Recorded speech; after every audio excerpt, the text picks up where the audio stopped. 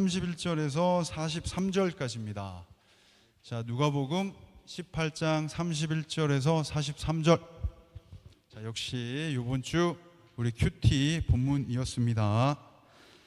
자, 다 찾으셨으면 우리 한 절씩 번갈아 가며 자, 큰 목소리로 교독하도록 하죠. 이게 꽤 기니까 여러분들 잘 집중하셔야 됩니다. 자, 31절. 예수께서 12 제자를 데리시고 이르시되 보라 우리가 예루살렘으로 올라가노니 35절부터 자, 35절부터 시작하도록 할게요. 자, 여리고에 35절. 여리고에 가까이 가셨을 때 한 맹인이 길가에 앉아 구걸하다가 그들이 나사렛 예수께서 지나가신다 하니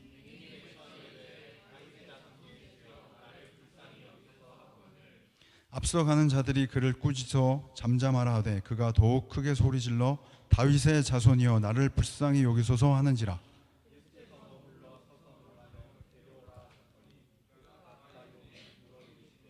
내게 무엇을 하여 주기를 원하느냐 이르되 주여 보기를 원하나이다.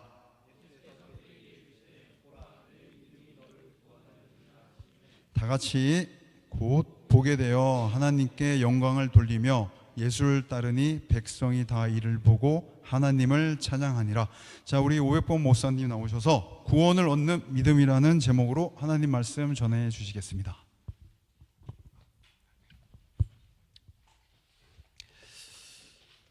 자,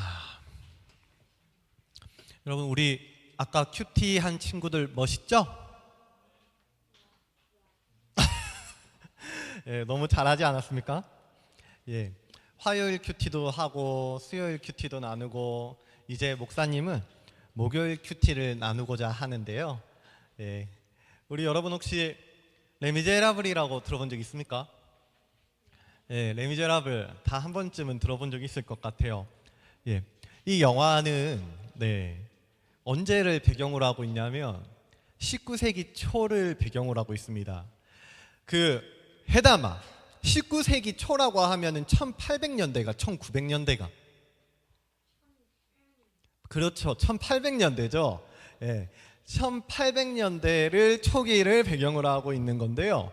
근데 여러분도 한 번쯤 다 들어본 적이 있을 거예요. 장발장이라고. 예, 이 레미제라블의 주인공은 장발장이라는 인물인데요. 이 사람은 빵을 한 조각 훔쳤다는 이유로 무려 19년을 감옥에 살았던 억울한 사람이었습니다. 하지만 정부는 그의 억울함을 알아주지 않는 거예요. 그리고 결국에 19년을 다 채운 후에서야 석방이 되는 겁니다.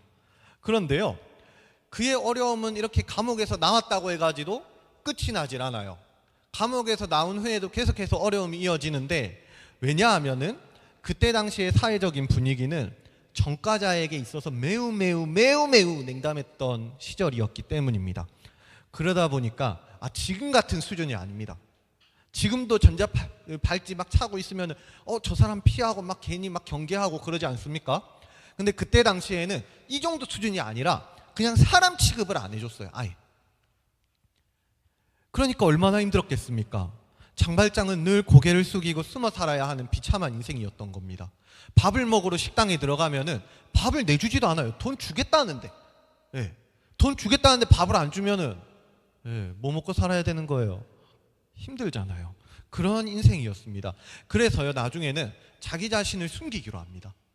그래서 이름을 마들렌이라고 개명을 하면서까지 자기를 아는 사람이 없는 동네로 가면서까지 그렇게 숨어서 살아야 했을 정도로 어려웠던 인생이 바로 이 장발장이라는 인물이었는데요. 오늘 함께 나누게 될 그 사람도 똑같습니다. 35절을 보시면은 예수님이 여리고에 가까이 가셨을 때라고 배경을 소개해주고 있는데요. 이곳 여리고에는 한 명의 맹인이 있었습니다.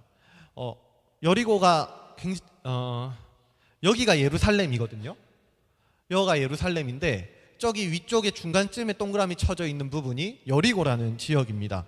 근데 예수님이 이제 예루살렘으로 가고 계시는 중인데 이곳 여리고에서 이 맹인을 이제 만나게 될 거예요.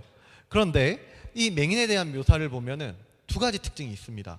첫 번째로는 그는 이렇게 처음 소개해 준 것처럼 그는 맹인이었다는 것이에요. 맹인.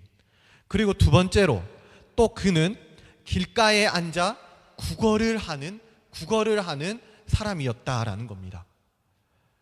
이 맹인의 이름은 마가복음에서 알 수 있는 것처럼 바디메오라는 사람이거든요. 자, 수연아, 맹인 이름이 뭐라고요? 바디메오. 자, 한번 따라해 보겠습니다. 자, 바디메오.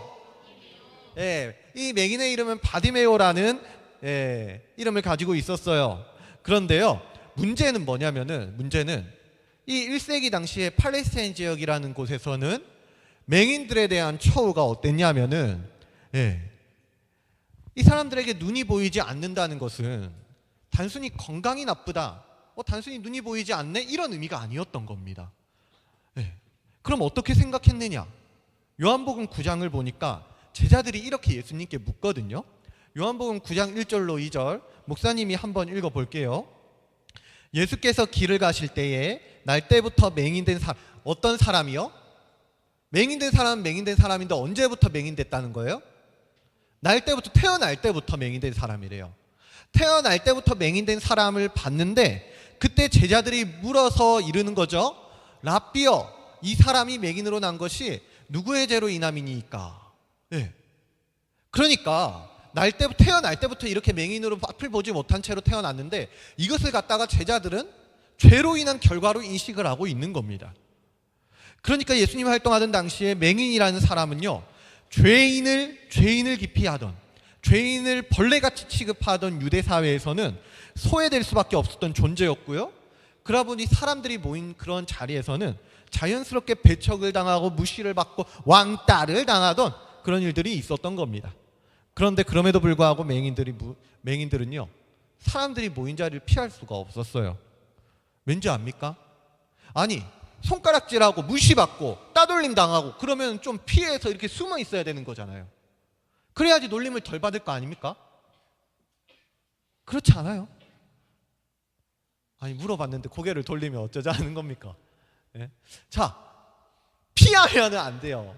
그 맹인도요, 피할 수 없는 그런 형편 가운데에서 이렇게 또 구걸을 하고 또 이렇게 사람들 앞으로 나아가는데요, 왜 그랬냐면은 이 맹인이 사람들 앞으로 나아가지 않으면은 구걸을 해서 밥을 빌어 먹어야 되는데 그렇게 먹고 살 수가 없거든요. 그래서 오늘도 수치와 모욕을 무릅쓰고 이 맹인은 길가로 나와 구걸을 하고 있는 것입니다. 그런데요, 그날은 조금 달랐던 것 같아요. 평소와는 달리 사람들이 굉장히 붐볐고요, 시끌벅적하기도 했습니다. 그래서 맹인도 무슨 일이 일어난 것인지 관심을 갖게 됐고요, 주위에 있는 사람들에게 물어보게 됩니다. 이보시오, 오늘따라 사람들이 좀 많아진 것 같은데 혹시 이곳 여리고에 지금 무슨 일이 일어난 것인지 좀 알려줄 수 있겠소? 그러니까 옆에 있던 사람이 대답해 주는 거죠. 37절. 자, 우리 37절 한 목소리로 한번 읽어보도록 하겠습니다. 함께 있습니다. 시작! 아멘. 여러분, 지금 무슨 일이 있는 겁니까? 여리고에 누가 지나가요? 예수님이 지나가고 있는 거예요. 예수님이 지나가고 있는 겁니다. 자, 그런데요, 여기서 중요한 게 하나가 있어요. 맹인의 반응을 한번 볼래요? 맹인은요, 원래 튀어서 안 되는 사람인 게 맞거든요. 튀게 되면 사람들의 주목을 받게 될 거 아닙니까? 그러면 더 많은 사람들이 자신에 대해서 알게 될 겁니다. 여기 맹인이 있네? 이 사람 피해야겠다. 그러면 더 많은 사람들에게 욕을 먹고 더 많은 사람들에게 손가락질을 받고 자기의 처지는 계속해서 어려워질 것이 불보듯 뻔하기 때문에, 그래서 이 맹인은 튀어서는 안 되는 거예요. 그런데 38절을 한번 보십시오. 이 맹인이 예수께서 지나가신다라는 그 말을 듣게 되자, 예수님이 여리고에 왔다는 말을 듣게 되자 지금 어떻게 하고 있느냐. 자, 38절 목사님 읽어봅니다. 맹인이 외쳐 이르되, 맹인이요 외쳐 이르되, 다윗의 자손 예수여 나를 불쌍히 여기소서, 이렇게 얘기를 했다는 겁니다.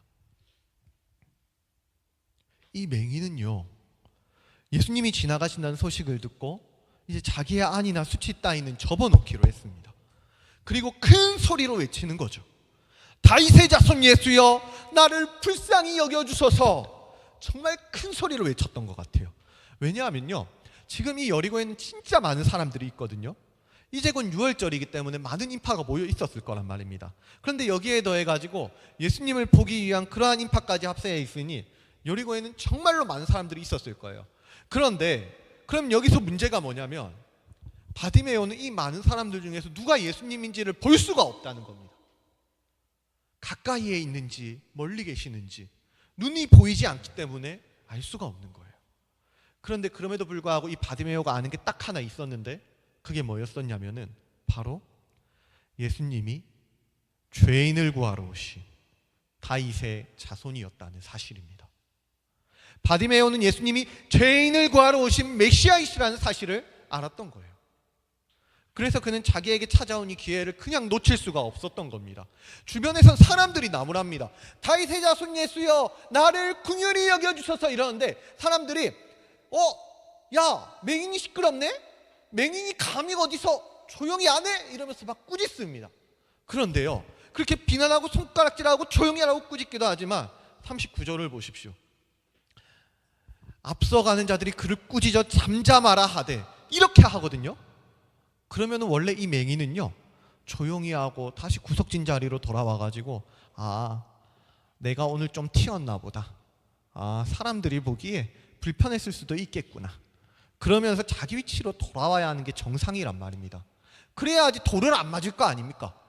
그래야지 돌로 욕먹을 거 아닙니까? 그래야지 삶이 좀 더 평탄할 거 아닙니까?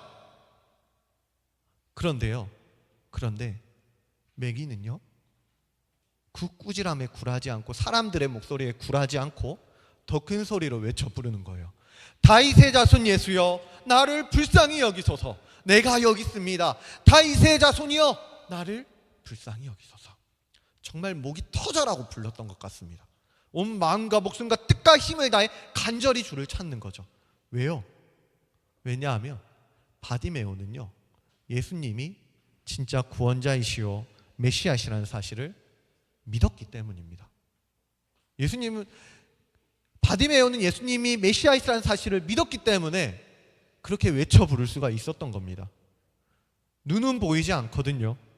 그래서 예수님이 가까이 계시는지 멀리 계시는지 어디 계시는지 알 수는 없습니다. 그러나 예수님이 이곳에 있다는 그 복음을 듣게 됐을 때 그 맹인의 머릿속에는 꼭 예수님을 만나고 말겠다는 그 생각뿐이었어요.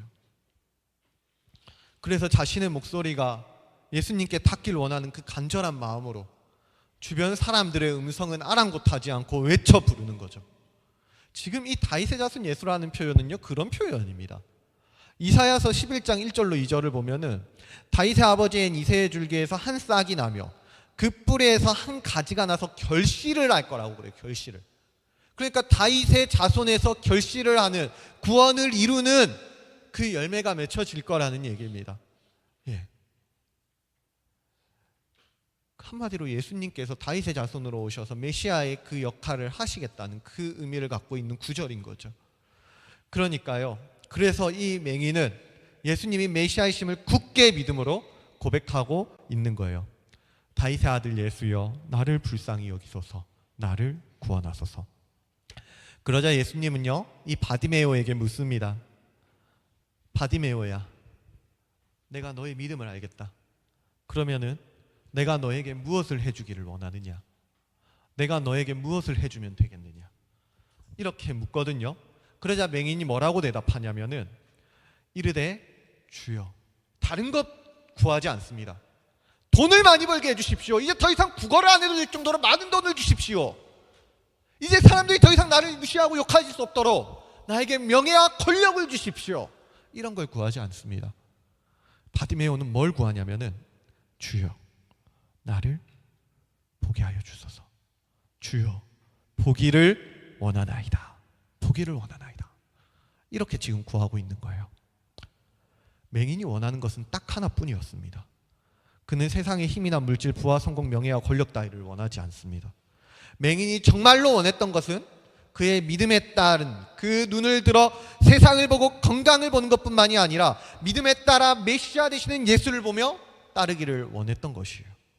그래서 예수님 뭐라 하시느냐? 예수님 말씀하시는 겁니다. 내 믿음이 너를 구원하였느니라. 이때 말씀해 주시는 거예요. 내 믿음이 너를 구원하였느니라. 보기를 원한다는, 그전에는 주여 내가 여기 있습니다, 다윗의 자손 예수여 나를 긍휼히 여겨주소서 외쳤던 그 믿음을 예수님은 구원을 얻는 믿음이라고 봐주시는 겁니다. 사랑하는 여러분, 오늘 말씀이 주는 메시지는요 굉장히 선명합니다. 다른 사족을 이견을 제시할 필요가 없어요. 우리도 어쩌면 우리 역시 눈먼 소경처럼 그렇게 어려운 처지에 있는 순간들이 있죠. 그래서 어떨 때는 구석진 자리에 가서 앉죠. 그리고 또 마음으로는 원할 겁니다. 오늘은 좀 눈에 띄질 않았으면 좋겠습니다. 그렇게 숨죽이며 살아갈 수도 있겠어요. 맹인도 똑같거든요.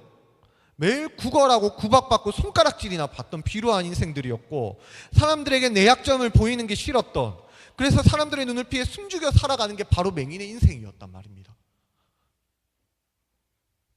그런데 한 가지 차이가 있다고 한다면, 그는 주님이 오심을 듣게 되었을 때 주저하지 않고 외쳤다는 거예요. 더 이상 나를 숨기지 않고 주님을 향해서 강력히 큰 소리로 외쳐 불렀다는 것이죠. 다윗의 자손 예수여 나를 구원하소서. 주님이 아니고서는 도저히 설 수가 없는 겁니다. 그러니 나를 좀 살려주시옵소서. 그러면 그때 우리 주님 말씀하는 거예요. 사랑하는 내 아들아, 사랑하는 내 딸아, 내 믿음이 너를 구원하였느니라. 내 믿음이 너를 구원하였느니라. 부디 우리 중등부 친구들에게, 모든 친구들에게 이러한 주님의 음성이 들리기를 원합니다. 여러분들 어려운 것들 있죠.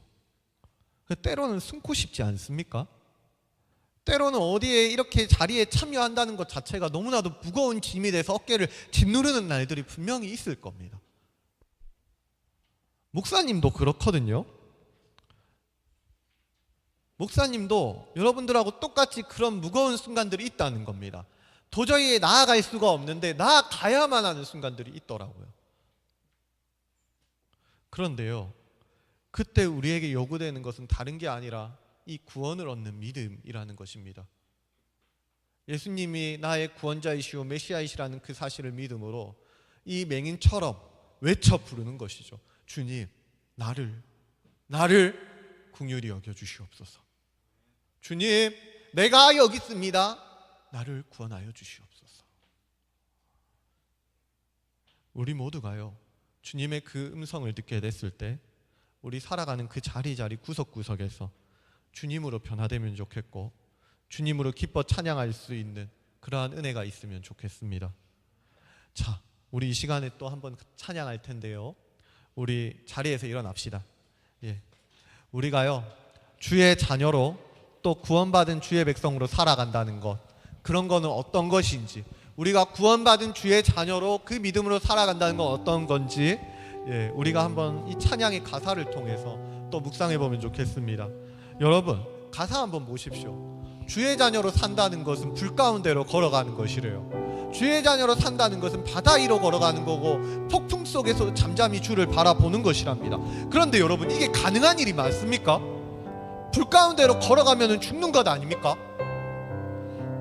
물 위로 걸어가면 죽는 거잖아요. 폭풍 속을 지나가는 건 안 되는 거잖아요. 그런데요, 그럼에도 불구하고 우리는 나아갈 수가 있다고 하는데, 그렇게 할 수 있는 이유는 다른 게 아니랍니다. 앞이 보이지 않아도 괜찮습니다. 비난받고 꾸지람을 들어도 괜찮습니다. 왜냐? 우리 주님께서 함께하고 계시거든요. 우리 주님께서 다 듣고 계시거든요. 그래서 우리 주님께서 나의 음성도 듣고 계시기 때문에, 그래서 우리는 예수가 참된 구원자이시오 메시아이심을 믿고 그 믿음으로 외치기만 하면 된다라는 겁니다. 다윗의 자손 예수여 나를 불쌍히 여겨 주시옵소서. 내가 여기 있습니다. 나를 구원해 주시옵소서. 이 시간 함께 찬양하며 나아가실 때 내가 주의 자녀로 살아가며 어떠한 고백으로, 어떠한 믿음으로 또 한 주를 살아갈 것인지, 주님께서 나에게 또 어떠한 말씀을 주시는지 이 가사를 곱씹어가며 우리가 믿음으로 함께 찬양하면 좋겠습니다. 자, 주의 자녀로 산다는 것은 우리가 마음을 모아서 찬양해 봅시다. 주의 자녀로 산다는 것은 불 가운데로 걸어가는 것, 그 속에서 신실하게 날 지키시는 그 손길을 경험하는 것. 주의 자녀로 산다는 것은 주의 자녀로 산다는 것은 바다 위로 내 온몸을 덮쳐오는 폭풍 속에서 잠잠히 주 바라보는, 때론 불 가운데 휩싸일 때도, 폭풍 가운데 무너질 때도 주님 내 곁에 함께 하시네. 가장 가까이에 함께야. 주의 자녀로 산다는 것은 주의 자녀로 산다는 것은 나도 그들을 용납하는 것, 나를 위해 달리신 십자가 사랑, 그 사랑으로 살아간, 때론 불 가운데 휩싸일 때도, 폭풍 가운데 무너질 때도 주님 내 곁에 함께 하시네. 가장 가까이에. 마지막으로 찬양합시다. 때론 불 가운데 휩싸일 때도, 폭풍 가운데 무너질 때 주님 내 곁에 함께 하시네. 가장 가까이에 함께 하시네.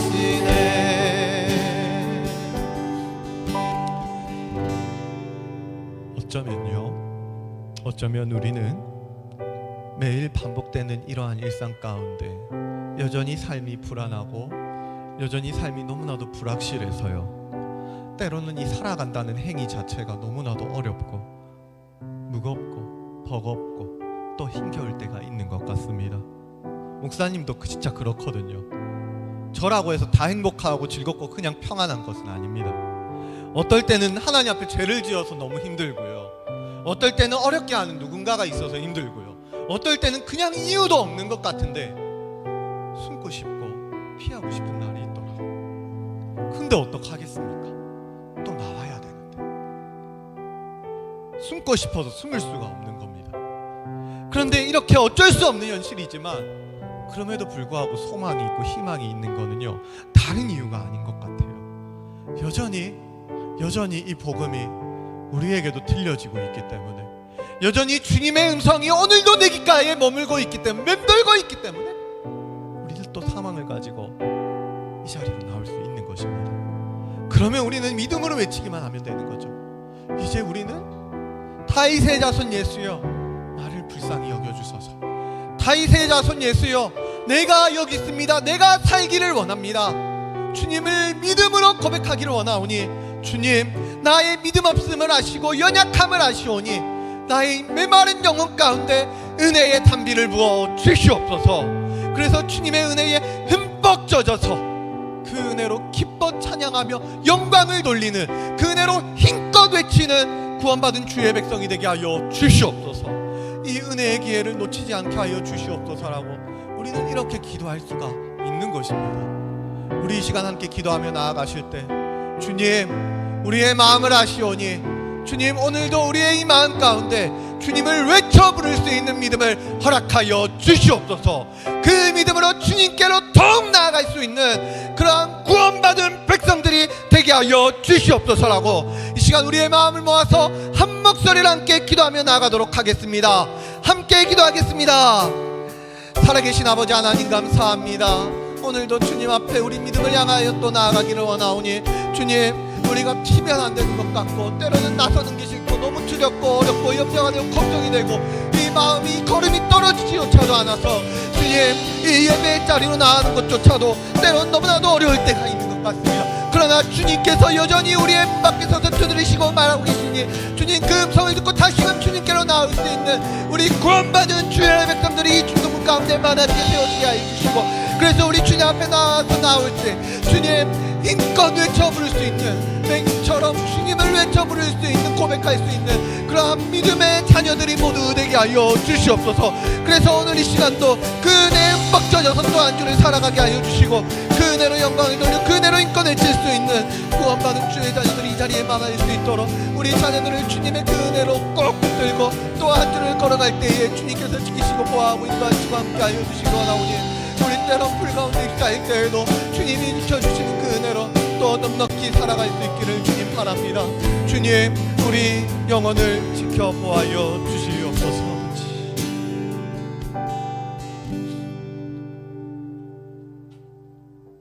지극히 은혜로우시고 그 사랑이 너무나도 풍성하셔서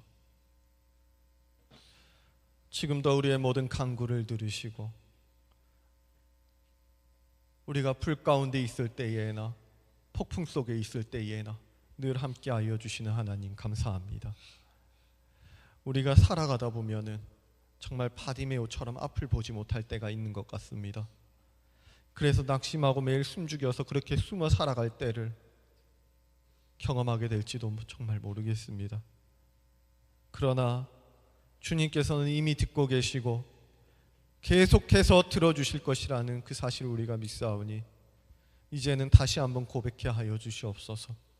다윗의 자손 예수여, 우리 중등부를, 나를 긍휼히 여겨 주시옵소서.